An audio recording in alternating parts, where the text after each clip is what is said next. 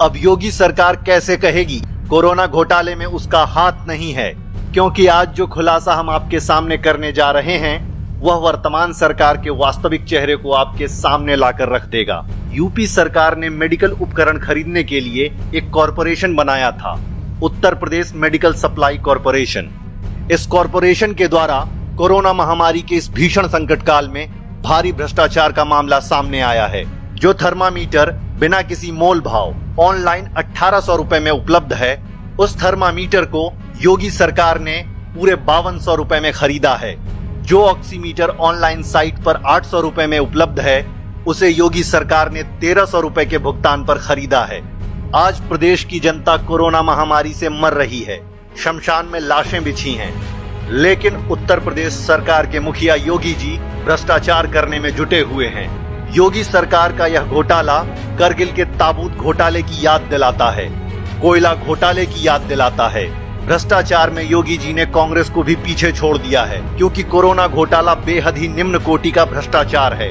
आपको यह जानकर आश्चर्य होगा कि जिन कंपनियों को मेडिकल उपकरण सप्लाई का ठेका दिया गया है, जिन कंपनियों से ऑक्सीमीटर और थर्मामीटर मंगवाया गया है, वे कंपनियां चाय के दुकानों, स्कूलों और कॉलेजों के पते पर खुली हैं।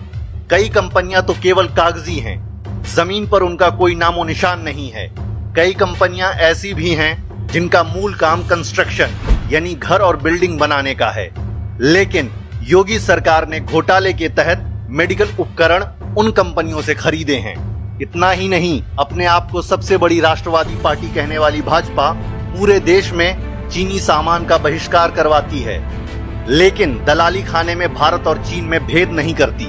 सरकारी वेबसाइट जेम पोर्टल पर एक भारतीय कंपनी द्वारा बनाई गई हेमेटोलॉजी एनालाइजर की कीमत 1,45,000 रुपए दर्ज है, लेकिन उसी हेमेटोलॉजी एनालाइजर को योगी जी ने चीन से पूरे 3,30,000 रुपए के भुगतान पर खरीदा है, वो भी एक दो नहीं बल्कि सैकड़ों हजारों की तादाद में।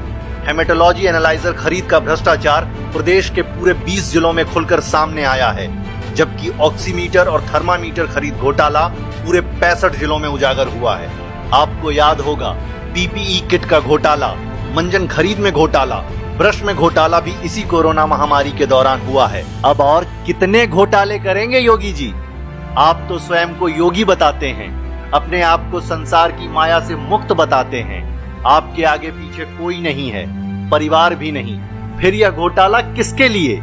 किसके लिए इतना धन इकट्ठा कर रहे हैं? इतनी बेईमानी क्यों कर रहे हैं? जनता मर रही है और आप लोग ऐसे संकट काल में आपदा में अवसर तलाशने की कोशिश कर रहे हैं। इस सरकार के असली चेहरे को पहचानिए और इसके खिलाफ मिलजुल कर आवाज लगाइए।